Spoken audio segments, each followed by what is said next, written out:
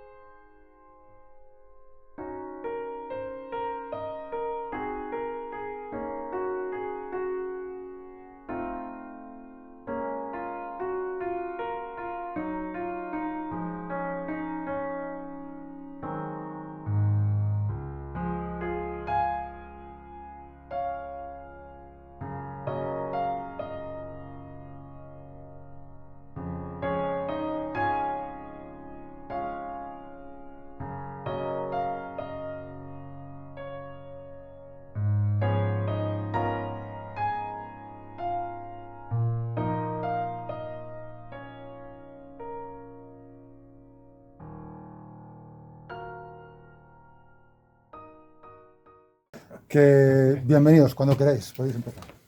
Bueno, pues buenas tardes a todos. Y no sabía si de hacer como típico, que empezaba diciendo ñoras, ñores, pero como no somos de típico, vamos a saludar a Fernando Romera Galán, que es nuestro protagonista de hoy, y a presentarle no solamente a él, sino también a La lógica del árbol que albergó a las aves, que es su último libro de poemas. Para saber un poco sobre su vida, yo creo que lo mejor es que os lea la reseña biográfica que figura en la solapa de su libro. Dice que nació en Ávila en 1967. Realmente todo el mundo es más joven que yo. Eso nos pasa a todos. Es escritor y profesor universitario. Se doctoró en teoría de la literatura con una tesis sobre autobiografía y espacio urbano y ejerce como profesor en la Universidad de Castilla en Ávila. Y es decano de su Facultad de Humanidades. Señor decano. Es autor de varios libros de poemas, como Profanación del agua, Premio Joaquín Benito de Lucas de poesía, Marte melancólico y 40 poemas. Traductor de poesía francesa, ha vertido al español, entre otras, la obra del poeta francés Philippe Jacotet. Autor de varias monografías sobre literatura, como El devenir del yo y otras fantasías. Y colabora habitualmente en medios de comunicación con columnas de opinión. En su faceta de investigador de la literatura, ha publicado numerosos artículos en revistas de las principales universidades españolas y ha colaborado en otras tantas colectivas sobre literatura y lingüística. Ha pronunciado conferencias para importantes instituciones y universidades en Missouri, Oxford o California. Ha sido incluido en varias antologías de poesía. Pues de nuevo, buenas tardes, Fernando Romera Galán. Muchas gracias. Ya hemos visto su trayectoria profesional, pero yo quería decir que además de poeta y de profesor, Fernando es algo más que poeta y profesor, es un intelectual. En otra ocasión aquí ya dijimos una vez que lo vamos a volver a comprobar hoy, que la poesía es una actividad intelectual. Hoy lo vamos a volver a comprobar con la obra de Fernando y su libro La lógica del árbol que avergó a las aves.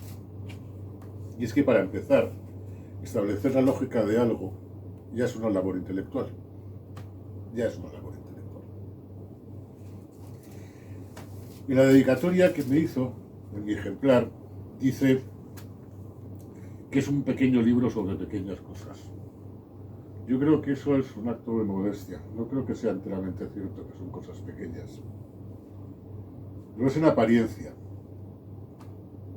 porque nos está llevando a lo cotidiano, las cosas grandes. Nos lleva cosas grandes a lo cotidiano. Yo he olvidado preguntarte antes, hablando de dedicatorias, las dedicatorias a los que dedicas el libro, en los cuales está González Iglesias, David, etc. ¿Tú crees que se puede hablar de una nueva, no sé si escuela, pero grupo poético de Salamanca o de Castilla, en vuestro caso? Yo creo que Castilla sí. Martínez Rivas también lo dedicas. Sí. Juan también entraría un poco, aunque es más narrador, pero yo creo que sí. Que hay una... a mí me cuesta mucho hablar de voces, de identidades. Yo estudio la autobiografía mucho, hablar de identidad me da un miedo pavoroso.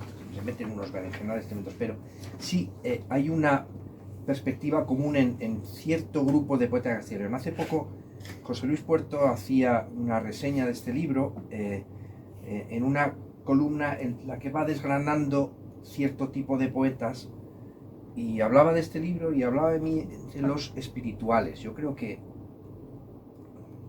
a mí me da mucho miedo eso, ahora explicaré por qué, pero sí que José Luis intenta, igual que Fermín, Herrero y algunos otros, han intentado desgranar qué hay en la poesía de Castilla y León de particular. Y yo sí que creo que hay una cierta comunidad poética en Castilla, más que ni una voz, porque no creo que todos somos cada uno de nuestro padre y de nuestra madre, y en poesía ir buscando grupos es muy peligroso. Sí, lo sé. Muy peligroso. Sí. Termina saliendo churras con merinas. Pero como para salir del paraguas de Juan Antonio. Sí, pero es verdad que Juan Antonio ha aglutinado muchas cosas. Juan Antonio González Iglesias, para mí, es yo creo que es el gran poeta de nuestro tiempo en España, pero no tengo ni la más mínima duda. Juan Antonio es el que ha sabido dar con una clave de la poesía actual y ha incorporado muchas cosas que iban cada uno a por su lado. Había unos ciertos poetas muy clásicos, yo me quiero incluir en ellos, no porque sean muy importantes, sino porque juntarse con cierta gente importante pues facilita mucho las cosas. Y Juan Antonio es un gran poeta clásico, sabe mucho de poesía clásica, como posiblemente nadie en este país, desde su cátedra de filología en la USAL. Pero supo recoger también parte de esa época de la poesía de la experiencia y de la poesía de Cernuda, de Jaime Gil de Viedma, etcétera, incorporar ciertas corrientes espirituales. Yo hablando con él, además de este libro, de la lógica, decía, no, pero es que has sabido congregar dos cosas muy importantes, son la belleza y el bien. Y yo creo que eso me lo decía porque es parte de su propia poesía, es decir, hay un ingrediente muy intelectual, muy clásico, muy contemporáneo, pero también muy espiritual en la poesía de Juan Antonio. Y yo creo que eso es una clave que está un poco detrás de todos los que escribimos, de buena parte de los que escribimos aquí en Castilla. De Castilla. Fermín es el de Soria. Fermín, el de Soria. Soria, que vive en Valladolid, sí. Vale. Pues Fermín yo creo está un poco también en esa línea, sí, sí. Y creo que somos unos cuantos, somos un puñado, iba a decir un puñadito, pero Tomás Sánchez Santiago, que acaba de ser el premio Castilla de la Letras, yo creo que Tomás también es clarísimamente un seguidor de esa profundidad que está también en Juan Antonio, y que yo creo que todos vivimos un poco de ello. No hace mucho me trajiste la poesía completa de Juan Antonio. Sí. Fernando, has tardado 14 años en volver a la poesía, o mejor, más que volver, en volver a publicar. ¿Qué te ha tenido tan ocupado todos estos 14 años? Bueno, es que pasan muchas cosas en 14, 15 años, pero yo creo que... Hablo en temas de del aspecto literario. Sí, no en tu decanato, que imagino que... Eso lleva mucho tiempo, pero no priva de nada. No va por ahí. Sí que pasan muchas cosas poéticas. Yo, el anterior libro, que es 40 poemas, y no tenía título, y no lo tenía muy a propósito, eran 40 poemas, pero fue un libro que venía de un intento de cambio en mi poesía que pasa cuando tienes, pues, 30 y pico años, no sabes si tu línea es esa, yo creo que es una crisis de edad, como la crisis de los 40, debió ser algo parecido, más o menos por esa época fue. Y es la idea de, ya no sé si mi voz es la de Profanación o es la de otros libros, o ya soy otro. Y en 40 poemas yo indagaba otras líneas y creo que fue por eso que 40 poemas es un libro que se sale un poco de lo que yo he hecho siempre.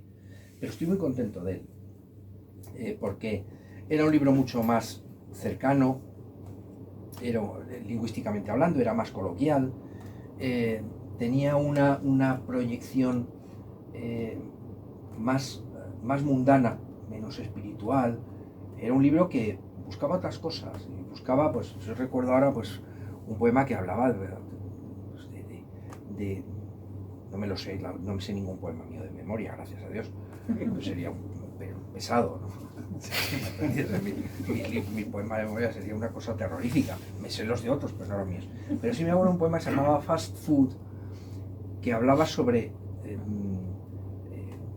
una persona que está comiendo en un McDonald's y que ve lo que hay alrededor y ve unos niños malcriados que le piden al padre que, bueno, me falta mostaza, recuerdo la escena además, unas niñas que estaban riendo de eso todo el mundo, y decía, pues es que vivimos un mundo como los pájaros, y hasta tal punto es así que nadie se preocupa por darnos de comer. Entonces, yo buscaba busqué más en lo cotidiano, en temas más del día a día. Eso no lo he dejado nunca, pero creo que sirvió para hacer un cierto cambio de rumbo desde Profanación del agua, y creo que eso vino muy bien. Pero claro, desde que eso surge y tú tienes la idea de que quieres hacer algo nuevo con tu lírica, hasta que realmente te sale, pasa mucho tiempo.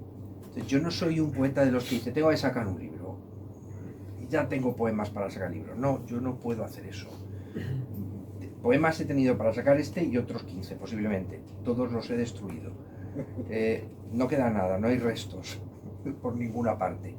Y lo que quedó de esos 14 años fue la lógica. Pero es un libro que, claro, lleva haciéndose posiblemente casi esos 14 años. Ya previsto hablar de esto al final, pero bueno, no pasa nada. Es lo que tiene. No pasa nada. Bueno, os puedo decir que el libro está dividido en 4 partes, identificadas cada una tan solo por unos números, 1, 2, 3 y 4. No hay ninguna pista más. Fernando no nos da ninguna pista sobre la lógica de esa división. Bien, ese va a ser nuestro trabajo como lectores, descubrir esa lógica a través de la lectura. ¿Por qué? Porque además observamos que hay temas distintos en cada parte. O sea, no trata todos los temas, tal vez por eso esté dividido. Y bueno, antes de entrar a analizar cada una de las 4 partes, he de decir que todo el libro tiene una construcción muy sólida, muy madura. Tiene una redacción poética con un componente, como te estabas diciendo, muy personal, ¿no? Porque él es muy meticuloso en la redacción, en su trabajo, y no solamente en la parte formal, sino también en la formación de la arquitectura de su significación intelectual de cada uno de los poemas. Es decir, que está con un trabajo, tal vez por eso se ha demorado 14 años en volver de mucho detalle.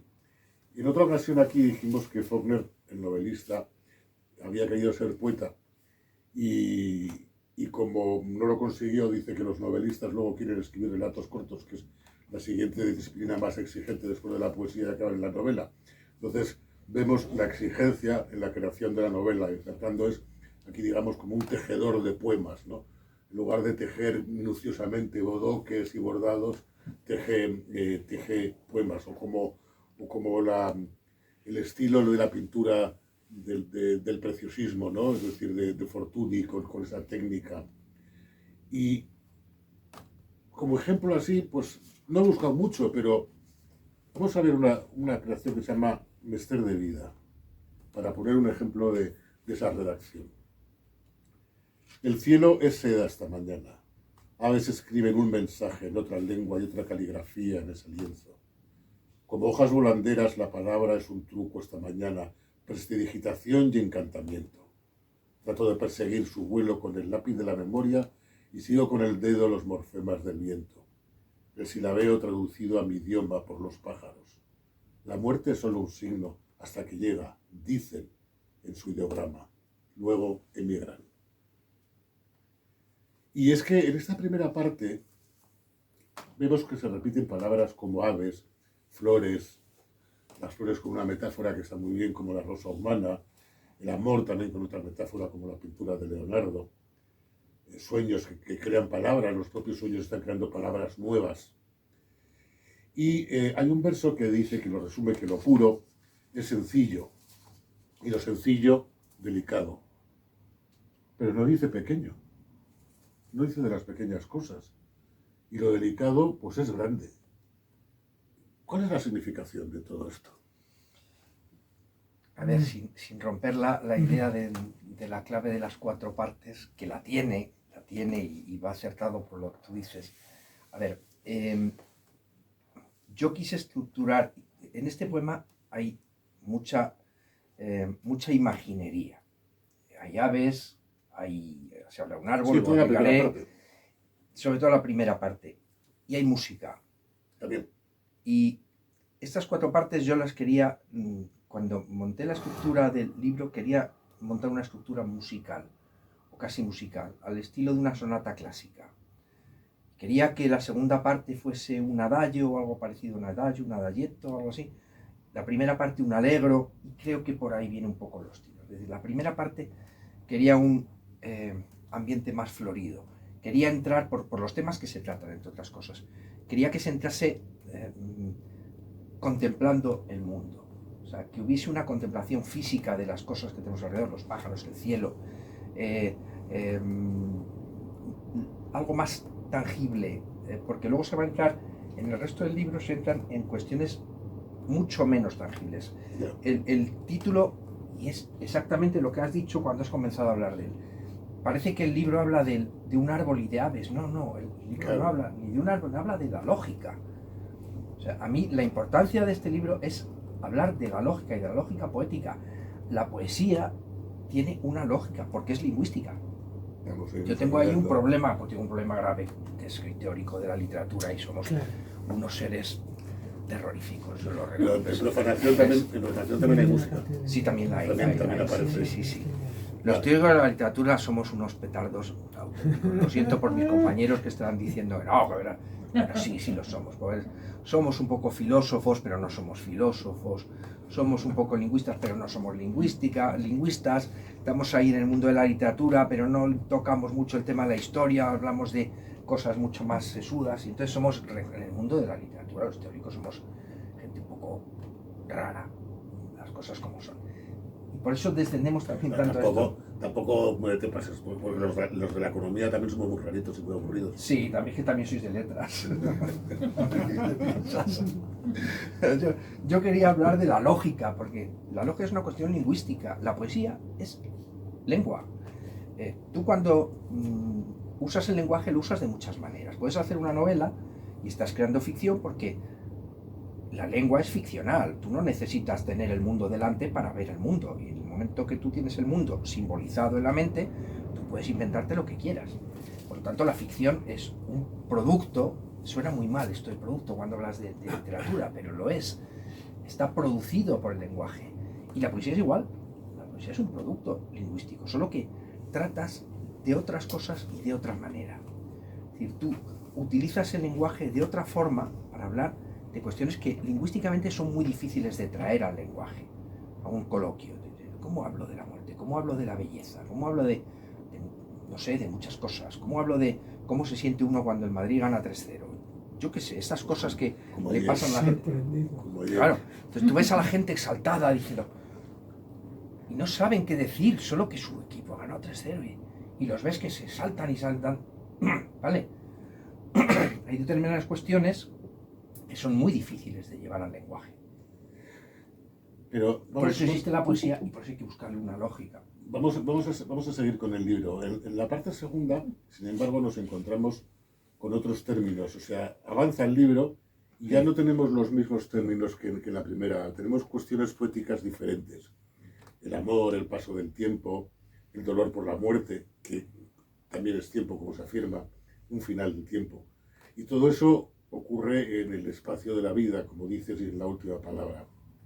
Pero vamos, leyendo esto y estos temas, el paso del tiempo, el amor, la muerte, no me parecen ni cuestiones vacías ni cuestiones pequeñas. Entonces, ¿qué son? Sí lo son y no lo son. Cuando hablamos de... Esto es una cuestión también, una cuestión lingüística también, pero es una cuestión histórica en la lengua. Cuando hablamos de la muerte, hablamos del amor, hablamos de la belleza, tendemos a considerar los grandes temas de la literatura, pero nosotros no consideramos la muerte como tal en sí. Consideramos los hechos, los efectos, las consecuencias, cuando alguien muere, cuando alguien enferma, eso es lo que vemos, pero nosotros, cuando hablamos de la muerte en términos genéricos, es cuando estamos más despegados de ella. Es decir, cuando estás tomando unas copas, se te ha ido un poco y de repente empiezas a hablar de la muerte con un tono filosófico, pero eso no es. O sea, realmente las cosas de la muerte, las cosas de la belleza son temas pequeños. O sea, yo cuando hablo de la belleza, hablo de que voy un día por el parque, ya han florecido, venía por el parque, eran los prunos todos florecidos. Ya es primavera, qué bonito está esto, es que qué sol, Yo no estoy hablando de la belleza, estoy hablando de los prunos, del día de sol, estoy hablando de cosas muy pequeñas, no de los grandes temas trascendentes. Es decir, los pequeños temas nos llevan a la trascendencia, no al revés. Ya, esa es la lógica. Claro, esa es la lógica. Lo cercano Ahora, es la lógica te dice que dentro de poco hay que acercarse al Jerte a verlo. Por ejemplo, a ver los cerezos. Claro, pero son los cerezos. Sí. La belleza es una cosa nuestra, es una cosa trascendente que hay en nosotros, pero que procede de esas cosas pequeñas, que luego crecen. Bien, llegamos a la tercera parte, que comienza con una revelación, ¿no? Con una manifestación o epifanía. Y esa manifestación, esa revelación resulta ser el camino que recorre, entiendo que el poeta buscando la lógica. Nos vamos encontrando en ese camino con otros temas nuevos. Nos encontramos con un centro huracanado en las horas, con el miedo en una biblioteca en la que se aparece el espíritu de las cosas breves otra vez. Pero también hay mucho en esta tercera parte de la noche, de la niebla escarchada, otra vez la noche, otra vez la cencellada. Y, sin embargo, de repente hay un poema entre todos ellos que es más luminoso que los demás, y que contrasta. Se llama Ebriedad. Ando envuelto en un manto de luz, ando como la luz por todas partes, vuelta a un nudo entre los árboles que claman, por un nombre que nunca han pronunciado. Me proclaman las prímulas, las jaras, los narcisos de marzo, bajo nieve ya casi sublimada. Es él, dicen.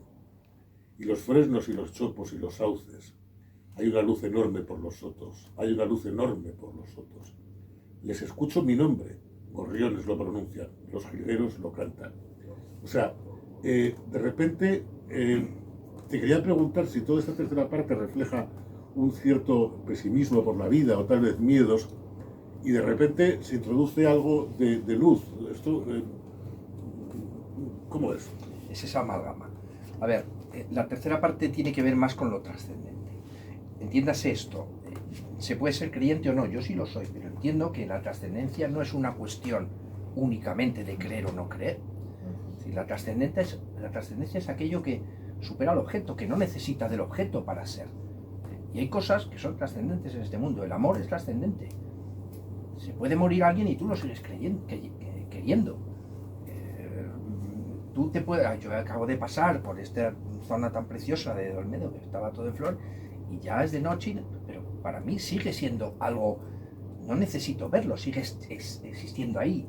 La esencia de la belleza no está en el objeto, como se creyó mucho tiempo, ¿no? La esencia del objeto no está, la belleza no está en el objeto. Hay objetos que me pueden parecer hermosísimos y a otros le puede parecer una herramienta muy simple. Nos apasionan las llaves antiguas y son objetos sin más valor que ser una llave que abría una puerta, pero ves una llave antigua y dices, esto es una... ¿Qué cosa más bonita es? Yo conozco a alguien que tiene una pared llena de llaves antiguas oxidadas y dices, es verdad, pero son llaves. Es decir, la belleza no depende del objeto, el amor no depende del objeto. Hay algo que es trascendente. Y esta tercera parte tiene que ver con eso. Tiene que ver con que esos pajarillos que el poema dice, los jilgueros me llaman por mi nombre, los pajarillos. Dice Fernando. Más o menos, ¿vale? Es lo que pasa, tú llega la primavera, sales al campo y ¿os acordáis de un poema de Juan Ramón? Yo soy muy Juan Ramoniano, adoro Juan Ramón. Hay un poema de Juan Ramón que es cantan, ¿dónde cantan los pájaros que cantan? ¿Os acordáis? Es un verso precioso porque es verdad, como tiene que ser lo bello y lo poético, tiene que ser verdadero. Tú vas en invierno, que las ramas están desnudas y oyes a los pájaros y no los ves, no sabes dónde están, pero cantan. Y eso lo ve Juan Ramón y dices, es esto, exactamente esto. Y cuando tú oyes a un pájaro que canta y tú llega la primavera y entonces los empiezas a ver por todas partes y parece que están ahí para ti. Y es que están ahí para ti. Tú puedes decir, no, están para mí, estoy yo aquí contemplándolos, ahora mismo existen porque yo los veo y porque yo descubro la belleza en su canto y en sus ramas y en los que están los verderones que están como locos piando por manadas o el ruiseñor que acaba de llegar y tiene están ahí para ti. Tú eres quien los está viendo. Tú eres quien descubre que, como Juan Ramón, que cantan y dónde cantan, si no los ves. Los estás viendo, ese momento es tuyo, todo eso lo estás creando tú, y ese momento de belleza es tuyo exclusivamente, tú eres el que puede apreciarlo. Entonces, hay algo trascendente en las cosas, sobre todo en las cosas pequeñas. Por eso no lo vemos.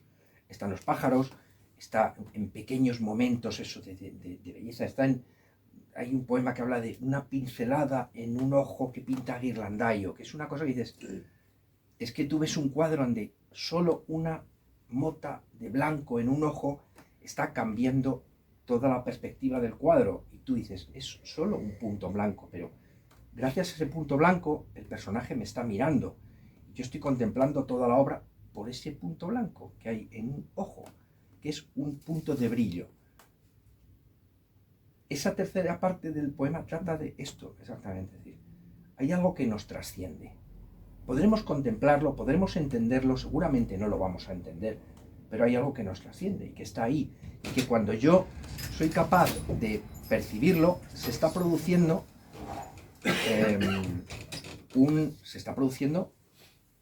algo que lingüísticamente es poético. Yo recuerdo muchas vueltas a casa de joven, ya de amanecida, después de estar la noche por ahí, y cantaban los mirlos. Claro, es que el momento de los mirlos, que es muy por la mañana, cuando está amaneciendo... Cuando vuelves a casa. Ya, sí, suele ser eso. Sí, son sí, una sábado, gran compañía. Algún día te contaré cómo... O una pequeña tortura. O una pequeña tortura. A veces... No, a veces pueden... No, quiero decir que esto no es una mirada poética, es una mirada muy práctica. No te creas. A veces cuando quieres dormir y... Coño, ya está el mirlo. Ya está el mirlo, sí. Invadiendo mi sueño, ¿no? Me refería a eso. Eso también es verdad, sí. Te explicaré cómo hablar con los cuerzos, que lo he descubierto. Bueno, sí, me lo tienes que contar. Llegamos a la cuarta y última parte, que para mí yo creo, pero nos lo explicará él, que tiene una función, ¿no? Como de conclusión, ¿no? Una significación como de conclusiones. ¿Es posible que en esta cuarta parte, bueno, imagino que sí, porque siendo de la ciudad de Santa Teresa y San Juan de la Cruz, que haya una cierta religiosidad o espiritualidad en esta cuarta parte? Sí. Tiene que ver un poco con eso. La cuarta parte, en ese sentido un poco musical de la estructura de una sonata, es parte de la lógica también. Claro, exactamente. Tiende a recoger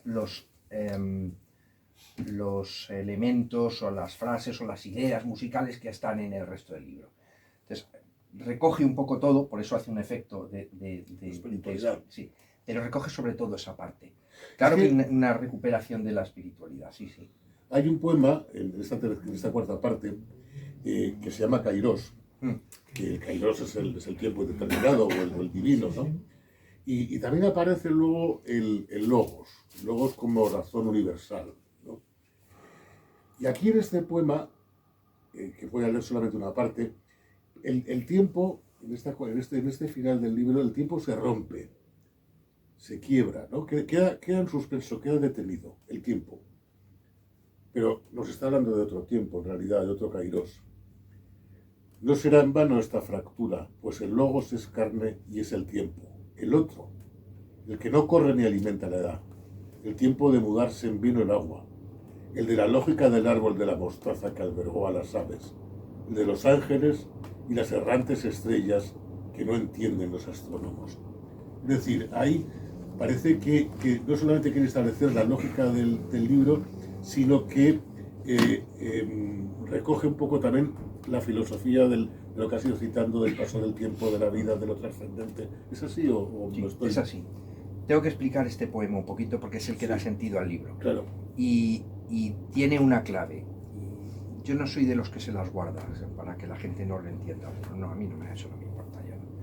Yo prefiero que queden las claves de lectura. A ver, este poema tiene la imaginería de un poema de Navidad. Estamos hablando de la imagen clásica de la Navidad, del portal de Belén, la estrella, pero no desde el punto de vista de la natividad, sino de todo lo que hay alrededor, del tiempo, de qué pasa. Se supone que lo que ocurre en la Navidad, ya la natividad, es fundamentalmente una quiebra temporal. Y así se dice desde la perspectiva incluso católica, hay una quiebra temporal. Comienza el fin de los tiempos, todo cambia. Cambia ahí, exactamente en ese momento. Se supone que todo lo que hay alrededor tiene que ver con esa quiebra de la temporalidad. Y tiene que ver con este término griego, que es el término kairos, que no tiene nada que ver con el tiempo lineal. Y los griegos entendían que había un cronos, había un tiempo lineal, pero había un kairos que no tenía nada que ver con ello. Y ese kairos es el tiempo perfecto, el tiempo de que cada cosa pasa donde tiene que pasar, independientemente de que el tiempo transcurra o no. Entonces, cuando se habla ahí de las estrellas que no entienden los astrónomos, se está hablando de que a mí me hace mucha gracia cuando ves a Iker Jiménez y estos programas dicen, no, es que la estrella de Belén es que hubo una conjunción. Vamos a ver, que no tiene nada que ver con estrellas, que no se está contando que haya una conjunción de estrellas, ni que vino un ovni, ni que no tiene nada que ver. Es que estamos diciendo que hay un tiempo que no es comprensible, es decir, que algo se ha quebrado y hay que entender las cosas cuando se quiebra el tiempo. Porque si existe una quiebra en el tiempo, esto pasaba en los cuentos, a mí me gustan mucho los cuentos tradicionales, he estudiado mucho los cuentos tradicionales y sigo investigándolos. Lo que ocurre en los cuentos tradicionales siempre es una quiebra, son cuentos realistas. Un señor que no tiene hijos, otro que va a pescar, dos niños que son pobres y los tiran sus padres en el monte para que se pierdan. Son cuentos absolutamente realistas, pero del realismo zoliano, o sea, es una barbaridad. De repente hay una quiebra en la realidad y aparece algo mágico. Pero para que eso ocurra tiene que haber una quiebra en la realidad, una quiebra temporal. Entonces los niños, Hansel y Gretel, entran en el bosque y ya no sabes qué tiempo pasa, ni no sabes nada. Solo están allí. Y eso pasa en casi todos los cuentos tradicionales. Y en el momento de la natividad pasa algo parecido. Si lo que ocurre es una quiebra del tiempo absoluta. Ya no hay que entender las cosas no cuánto tardan los Reyes Magos en llegar desde Oriente. No cuánto tarda Herodes. Nos ponemos a pensar desde una racionalidad temporal que no existe. Tenemos que pensar todo desde esta perspectiva. Parece también que no solamente eso, sino que ofrece una función protectora, ¿no? Que es un árbol que además no solamente se detiene el tiempo, sino que hay una función de protección. Sí. De hecho, el título va por ahí.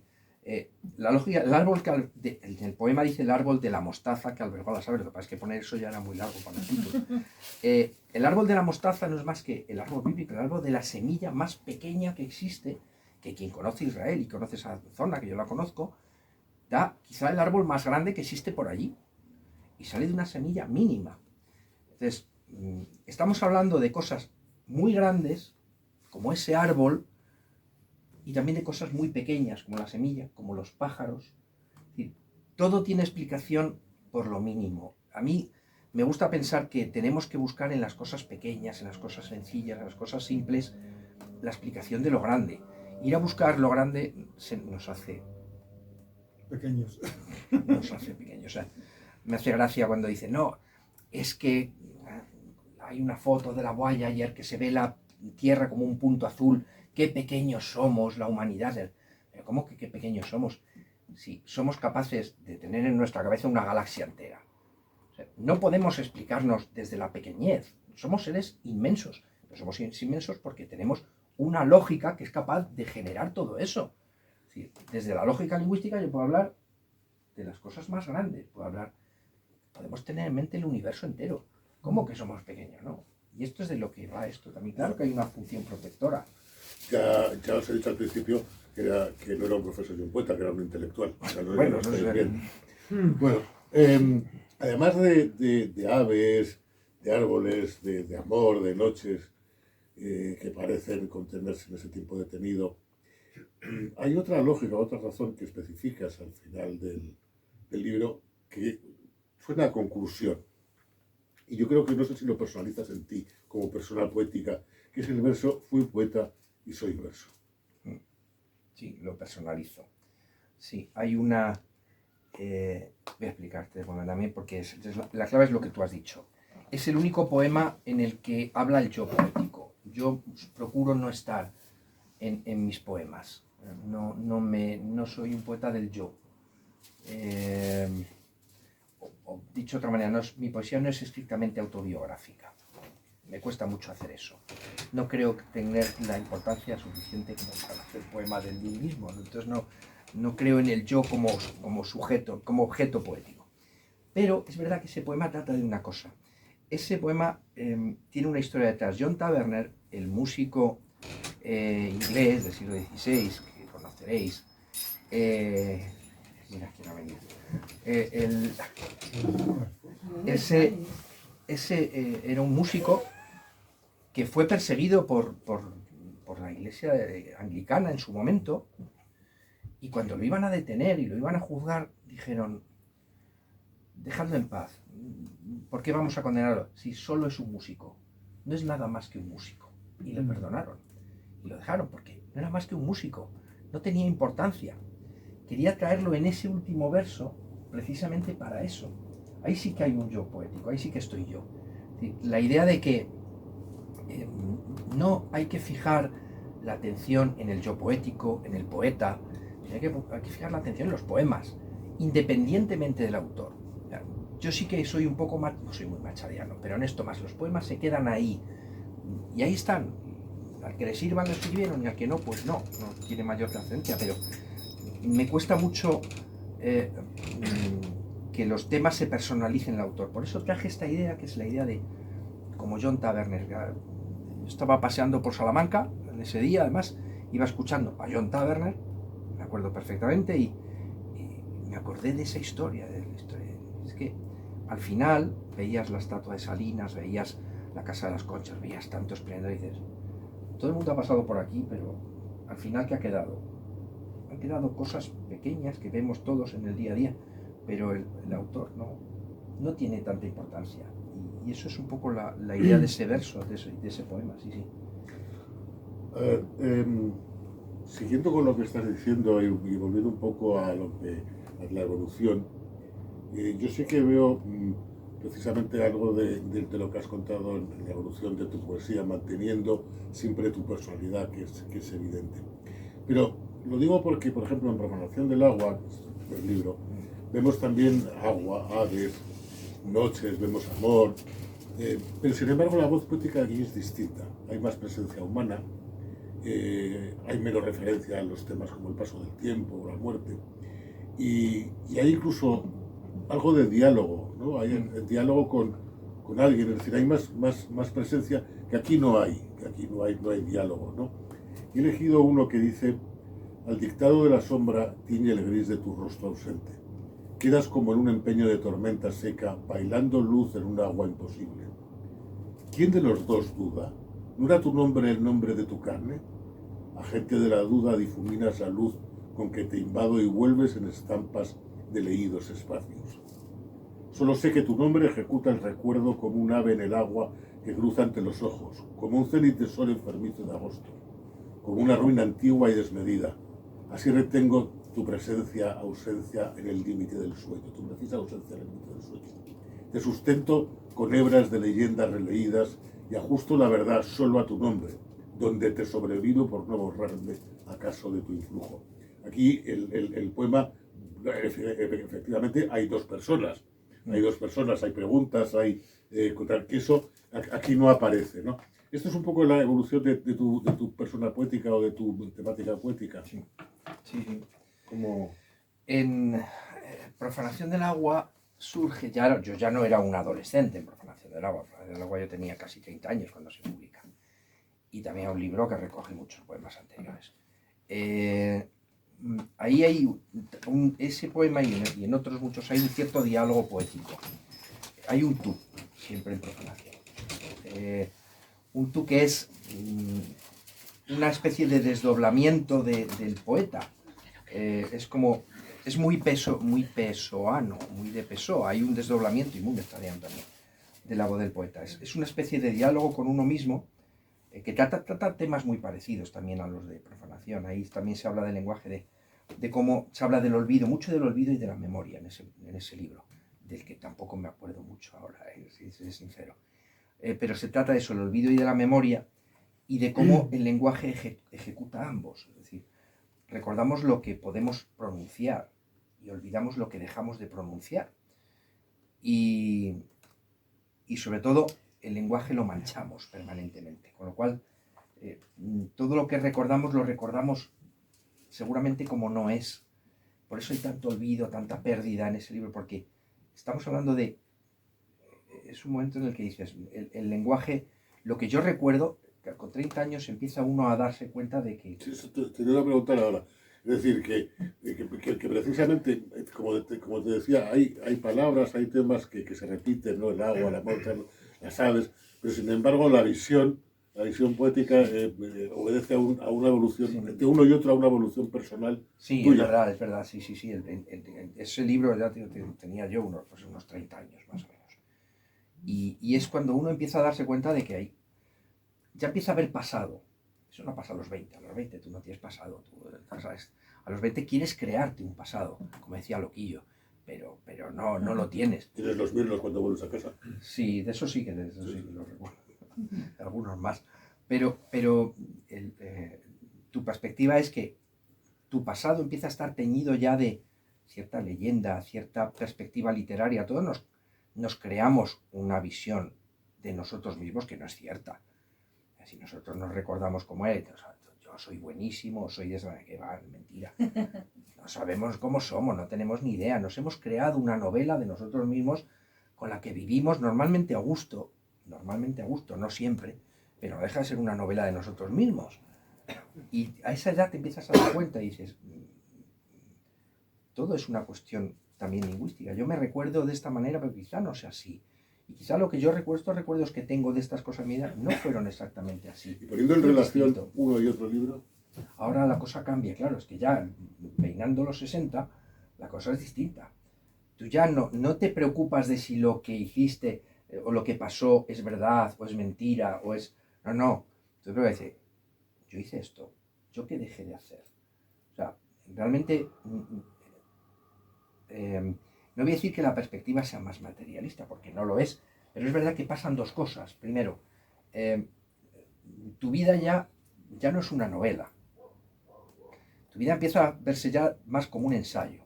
Tú empiezas a tener una perspectiva ensayística de tu vida, tú empiezas a incidir sobre ella desde el pensamiento actual. Es decir, te la empiezas a plantear cómo ha sido y empiezas a resolverla. Esto fue así por esto no sé, esto debió ser. Hay una perspectiva distinta, ya no es novelística. Y segundo, es verdad que el paso del tiempo te lleva a contemplar las cosas de una perspectiva más espiritual. En mi caso es así. Y tú ya no tienes una visión. Yo nunca he tenido una visión material. Bueno, sí, todos hemos tenido una visión materialista de la vida en algún momento. Pero ahora no. Yo ahora no soy capaz de verlo así. yo empiezo a ver esas otras perspectivas, es decir, es que hay cosas que nos trascienden. ¿Y eso cuándo pasa? Cuando han empezado a pasar por tu vida ciertas cosas, la muerte de los padres, de muchos amigos. Cuando empiezan a pasar esas cosas, tu perspectiva ha cambiado necesariamente. Y empiezas a ver a tener una perspectiva que ya no es novelística, ya no es como decía tu tío Jaime, ya no es... es que el escenario es otro. Tú ya mides el escenario. Ya que citas a Jaime Gil, lo que va cambiando con el paso del tiempo es los significados se mantienen, pero cambia la significación. Claro, exactamente. Es eso. Yo siempre me acordaré del poema Jaime Gil de Viedma, el que conocemos todos, el más famoso. Nunca volverás a ser joven. Que el de no volver a ser joven, por una razón muy simple. La poesía nos acompaña siempre y recordamos poemas y los memorizamos. Y a mí me pasó una cosa, ese poema me cayó en un examen de cuarto de carrera cuando me daba mi clase don Víctor García de la Concha, y me cayó en un examen. Y yo ese poema me lo aprendí de memoria, me lo sabía de memoria, y yo lo entendía perfectamente. De hecho, me puso muy buena nota en el comentario del examen y saqué muy buena nota, no voy a decirlo ahora. Pero saqué muy buena nota con ese comentario. Entonces yo entendía bien el poema y entendía bien desde la perspectiva literaria, el comentario crítico, todo. Pero yo me di cuenta con los años de que no me había enterado de nada. ¿Cuándo me enteré yo de lo que significaba ese poema? Cuando me hice muy mayor. Y entonces en la que la vida va en serio, uno lo empieza a comprender más tarde. ¿Cuándo entendí yo el poema? Cuando la vida empezó a ir en serio. Más tarde. Era más tarde. Ese poema me explicaba todo, es decir, la poesía nos acompaña hasta el punto tal de que cambia con nosotros. Así es. Oye, yo ya he acabado con las preguntas. No sé si tú quieres añadir algo más que hayamos dejado en el tintero respecto a la lógica de... Pero yo es que me lío a hablar, ya veis que No. es de efecto profesoral. Pero a mí ¿no? me Cada uno- gustaría, Pepe, perdona que te corte, que me gustaría escuchar su voz con alguno de los... Sí, claro. yo encantado. Bueno, Claro. yo por eso digo, yo ya Además, si me dejo de permites, tu constreñir voz- el hecho. Tu voz me recuerda, no quiere decir que sea igual, pero te oigo hablar y cómo hablas y tu cadencia y me recuerda, no sé por qué, a Javier Lostalé. Conozco a Javier, puede ser. Tienes ahí un punto que Es bueno, posible. Javier Lostalé, entonces bueno, te lo digo No te porque digo yo que no, y yo a Javier lo oía en la radio muchísimo. todos, ¿no? Y Hemos crecido con Javier. todos, y sí, con- sí. con Entonces su sería un profesor, placer oírte. Yo encantado. Fíjate, yo siempre he tenido mucho pudor con mi voz, porque yo siempre he dicho, tengo una voz. Esto que cuando te oyes grabado, dices que Bueno, Pero eso pero- les nos pasa a todos. Sí. Sí, pero los profesores tenemos un defecto mayor, que es que, claro, la estás usando constantemente. Claro. Y tú te crees que cuando das una clase, estás ahí, todos los alumnos se quedan. Lo dices con esta voz, yo creo que no. Bueno, pues vamos a ver, os leo dos o tres poemas de... Voy a leer... yo hago siempre en los vídeos, siempre suele haber un soneto. Y siempre hay un soneto más o menos clásico, pero suele haber un soneto, no porque yo sea un gran sonetista, sino porque a mí, cuando un poema se me atasca y me cuesta mucho, o se va de tiempo, se hace demasiado largo, no sé medirlo, procuro llevarlo a la forma del soneto. A veces se queda y a veces no, a veces lo corrijo de otra manera, pero me ayuda mucho. Me ayuda mucho porque me somete a reglas. Cuando algo me somete a reglas yo me siento muy tranquilo, no sé, será algún tipo de Asperger, no sé qué será eso, pero me siento muy a gusto cuando poéticamente tengo que someterme a reglas. Este se titula Vía Apia y trata sobre la Vía Apia, es decir, habla de cuestiones espirituales, pero habla de la Vía Apia y dice así: un tomillo, un sepulcro, luego más en el camino a casa que serpea por viejos epigramas. Lo que sea, este frío lo sabremos quizás cuando acabe la noche de este marzo y resucite el sol. Cantan las aves y el horizonte tiene rojos suaves, donde ayer hubo un atardecer garzo.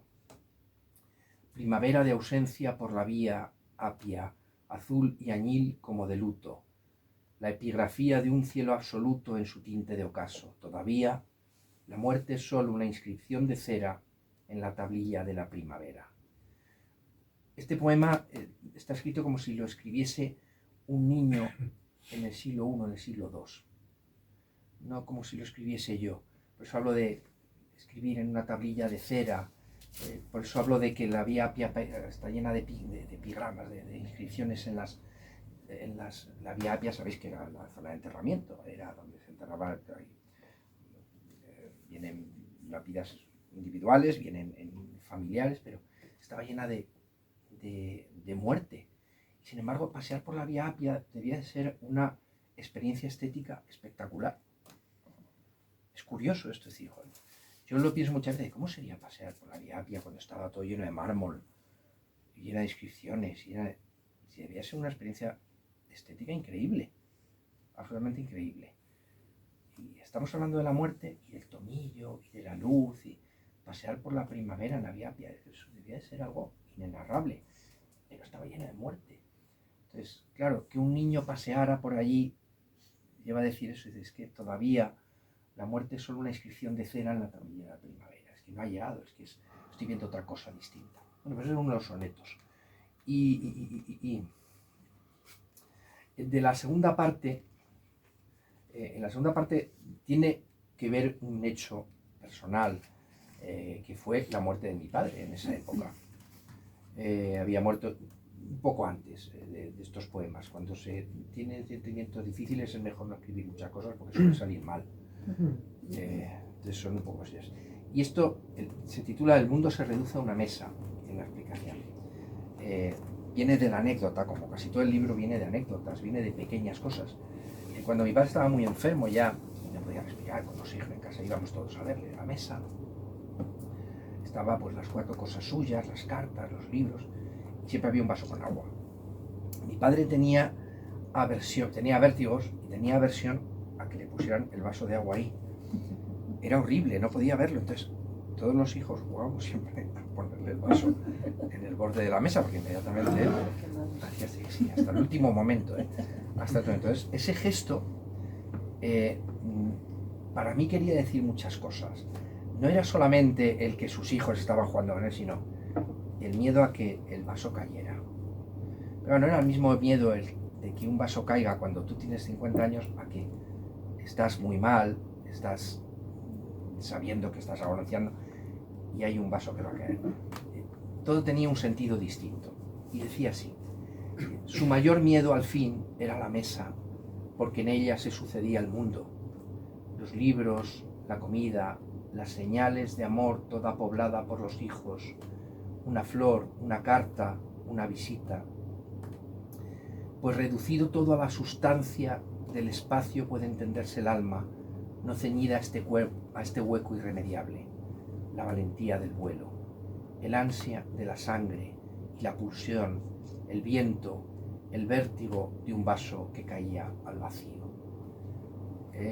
Lo comprendí y por eso no elegí leerlo, porque lo vi muy personal. Sí, para sí, por eso, pero... No voy a decir a un tercero, sino... Sí, pero está bien que yo dé la explicación, porque claro, creo que aquí se resume muy bien también lo que quería decir de este libro. Es como todo lo trascendente al final está en las cosas muy pequeñas. No hay que salir a buscar muy lejos. Cercanas e invisibles. Sí. Porque es verdad, y son invisibles, porque a veces no las vemos.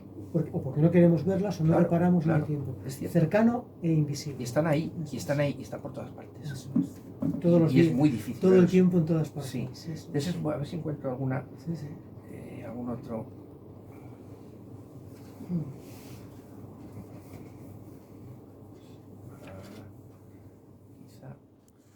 Espero que les haya gustado la entrevista a Fernando Romera Galán y la presentación de su último libro de poemas, La lógica del árbol que albergó a las aves.